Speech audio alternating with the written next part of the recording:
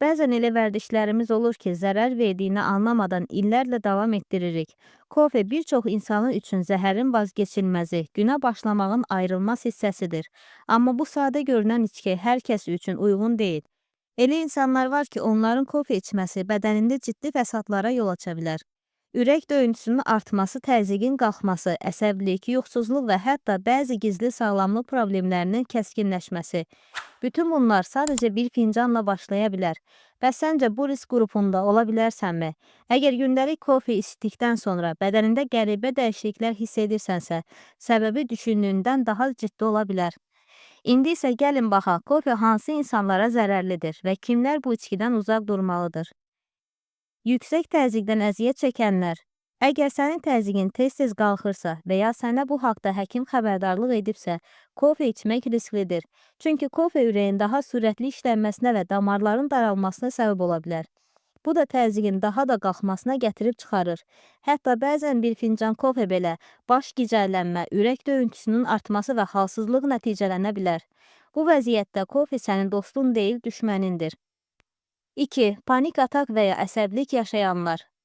Əgər sən tez-tez səbəbsiz qorxu hissi keçirirsənsə, əllərin titrəyirsə və ya ürəyin qəfil tez-tez döyünürsə, bu kofenin sənə yaxşı təsir etmədiyini göstərir.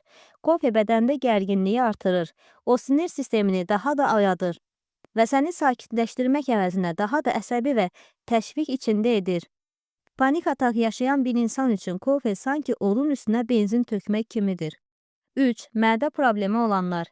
Əgər mədən tez-tez yanırsa, qarnında narahatlıq hiss edirsənsə və ya səndə qastrit, refluks kimi problemlər varsa, kofe vəziyyəti daha da pisləşdirə bilər. O mədə tursunu artırır və mədənin divarına təsir göstərir.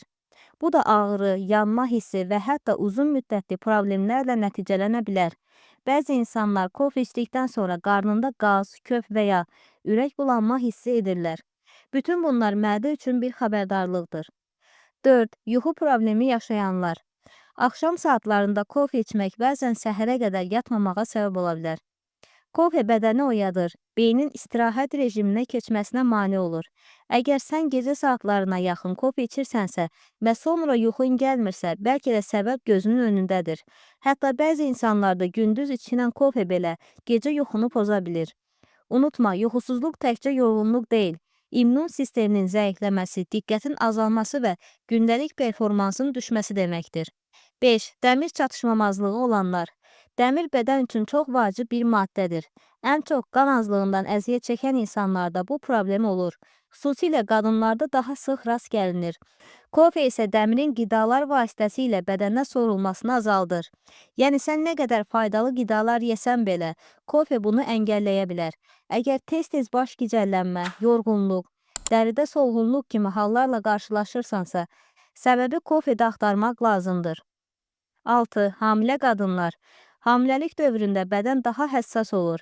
Hər qəbul edilən qida və içki körpənin sağlamlığına birbaşa təsir edir. Kofedəki kofein isə dölə zərər verə bilər. Tədqiqatlar göstərir ki, hamiləlikdə çox miqdarda kofein qəbul edən qadınlarda aşağı düşmə və ya körpənin çəkisinin az olması riski arta bilər. Əgər sən hamiləsənsə və ya yaxın zamanlarda ana olmağa hazırlaşırsansa, kofe içməzdən əvvəl bir daha düşün. 7. Qaraciyərdə problem olanlar. Kofe bəzi insanlarda qaraciyərə yaxşı təsir etsə də, bu hər kəs üçün keçərli deyil. Əgər sən də qaraciyər yağlanması, iltihabı və ya başqa problemlər varsa, kofenin bu orqana təsiri fərqli ola bilər. Həddindən artıq kofe qəbul etmək qaraciyərin yükünü artıra və onun funksiyalarını zəiflədə bilər. 8. Börəklərində daş olanlar. Kofe bədəndən su itkisinin artmasına səbəb olur. Bu isə börəklərdə daş əmələ gəlmə riskini artıra bilər.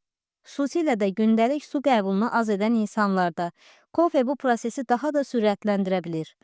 Böyrək daşları ağrılı və çətin bir vəziyyətdir. Bu səbəbdən bu problemlərdən əziyyət çəkənlər üçün kofe ehtiyatla istifadə olunmalıdır. 9. Uşaqlar və yeniyetmələr. Bəzən uşaqlar və yeniyetmələr də kofeli içkilərə maraq göstərirlər. Xüsusilə də buzlu kofelər və ya kofe əsaslı şirniyyatlar.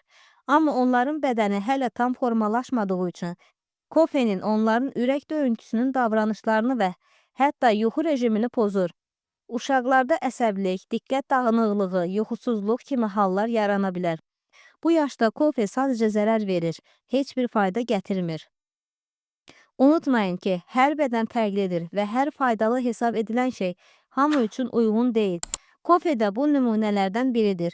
Əgər bu videoda danışılanlardan biri sizə tanış gəldisə, artıq öz sağlamlığınızı daha diqqətlə izləmək zamanıdır. Sağlam qalmaq üçün bəzən kiçik dəyişikliklər böyük nəticələr verir. Əgər siz də sağlam həyat tərzi ilə bağlı doğru və maraqlı məlumatlar almaq istəyirsinizsə, kanalımıza abunə olun və bildirişləri aktiv etməyi unutmayın.